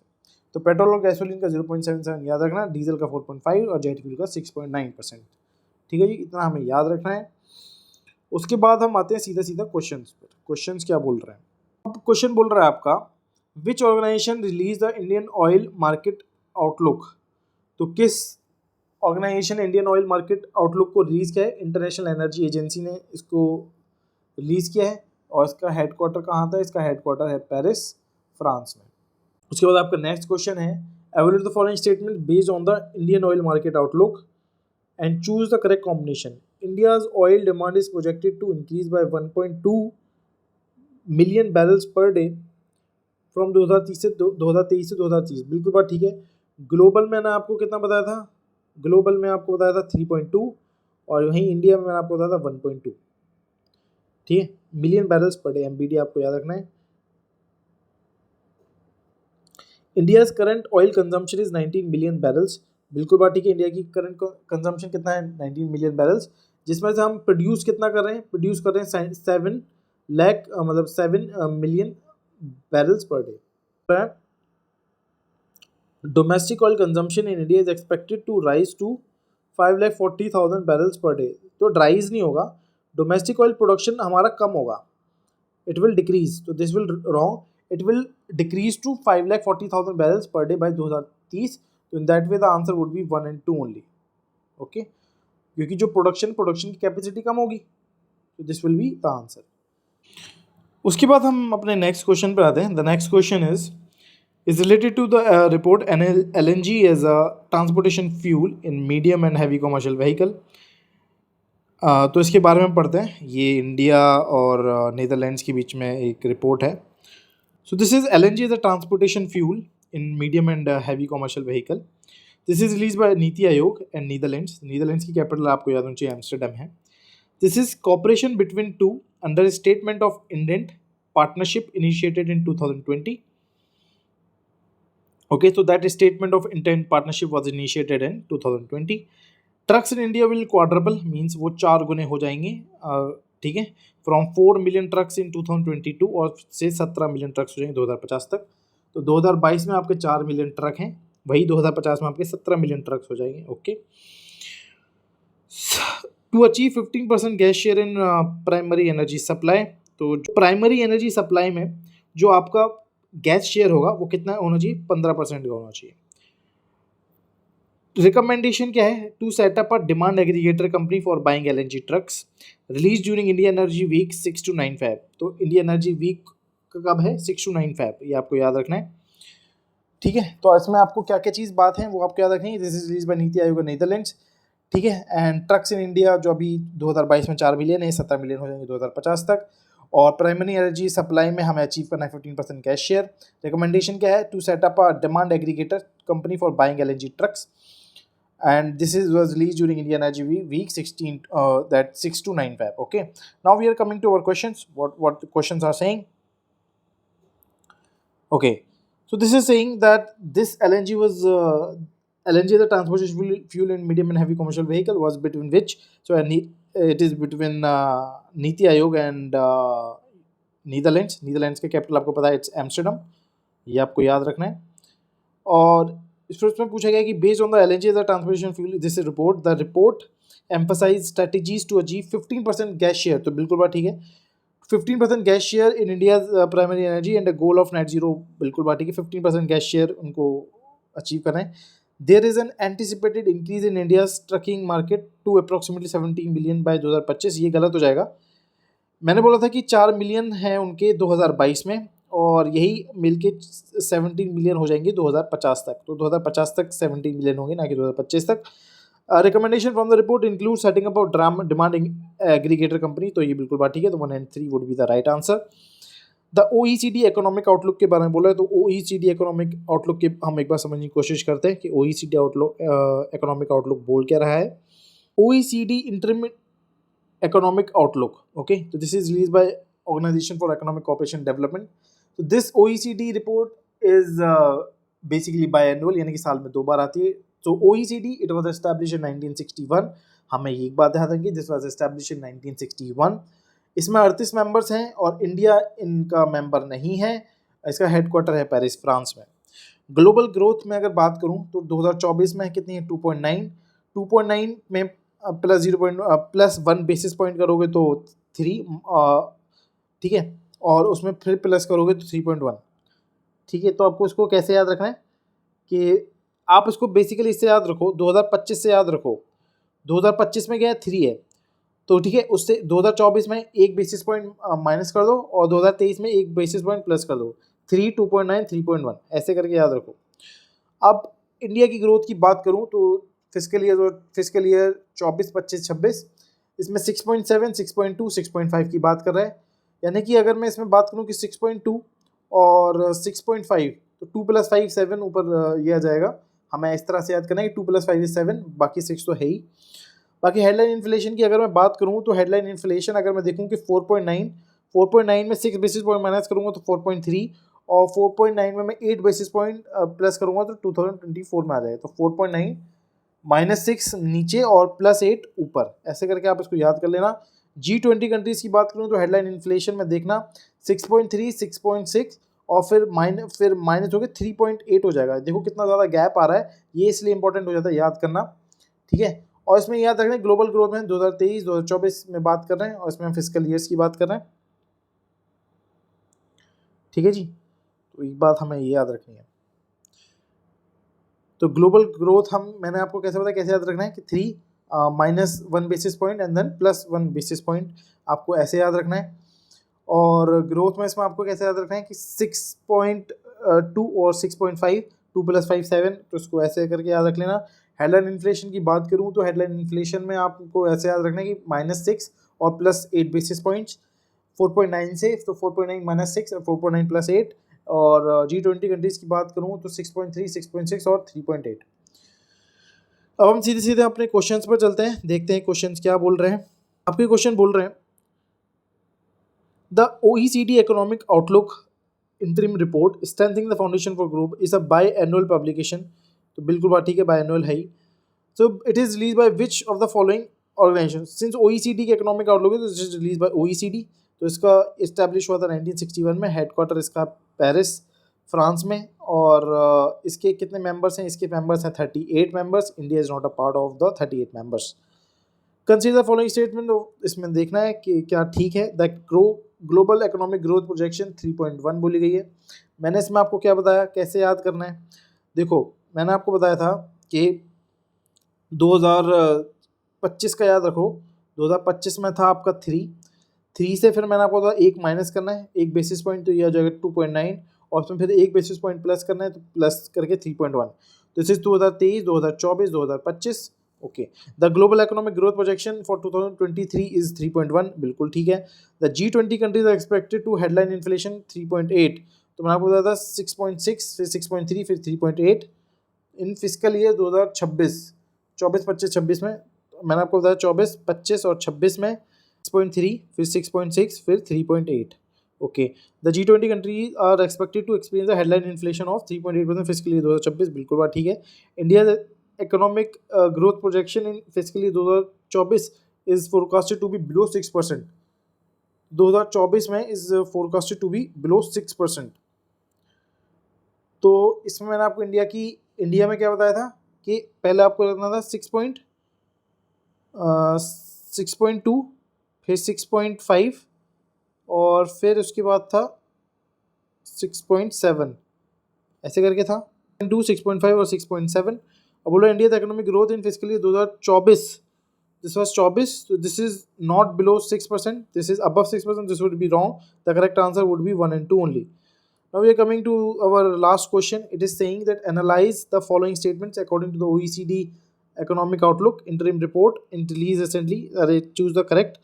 The OECD reports global economic growth to slow to 2.9% in 2024. मैंने आपको बताया था ग्लोबल में कि 23, 24 और 25 ऐसे करके बताया था, और इसमें था 3, फिर माइनस करूँगा 1, 2.9 और प्लस करूँगा +1 तो 3.1. The OECD project global economic growth to slow to 2.9% in 2024. बिल्कुल ठीक है. सेकेंड ऑप्शन बोल रहा है आपका the report predicts that India's headline inflation will decrease to 4.3% by the fiscal year 2025-26. तो इसमें मैंने आपको बताया था हेडलाइन इन्फ्लेशन में 24, 25, 26 ऐसे लिखा. उसके बाद आपको लिखना था 4.9 इधर. 4.9 के बाद मैंने 6 माइनस करोगे नीचे और फिर प्लस 8 ऊपर करोगे तो 5.7. ठीक है. 4.9 आपको याद रखना है, 6 माइनस और 8 प्लस करना है. अब इसमें बोल रहा है इट विल रिड्यूस टू 4.3% बस इसके लिए 2025-26. बिल्कुल बात ठीक है. G20 countries are expected to see a rise in headline inflation to 6.6% fiscal year 2025-26. तो इसमें मैंने आपको बताया था क्या था कि 6.6, 6.3, फिर 6.6, फिर 3.8. ओके. अब बोल रहा है कि 2025-26 में it has the headline inflation to 3.8% हो जाएगा, ना कि 6.6. तो आप गलत हो जाएगा. तो 1 and 2 only would be the answer. So इसी के साथ हमारी सारी रिपोर्ट्स और सारे MCQs ख़त्म हो जाते हैं. अगर आपको ये वीडियो अच्छी लगी हो तो प्लीज़ इस चैनल को सब्सक्राइब करिए, इसको लाइक करिए, शेयर करिए और कमेंट करिए. इससे मुझे थोड़ी मोटिवेशन मिलेगी और मैं आपके लिए ऐसी वीडियोस लाता ही रहूँगा. तो टिल देन आप पढ़ते रहिए, अपना ख्याल रखिए. अलविदा.